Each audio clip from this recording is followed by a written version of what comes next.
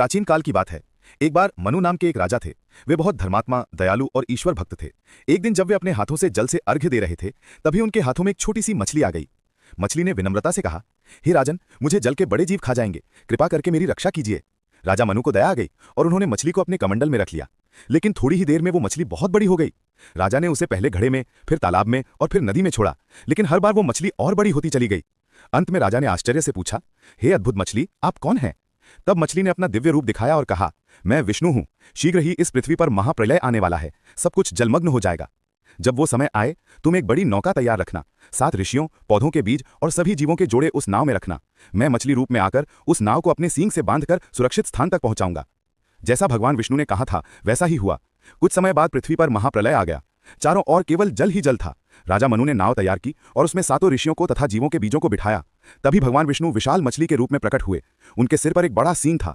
राजा ने नाव को नागराज वासुकी की रस्सी से बांधकर उस सींग से जोड़ दिया।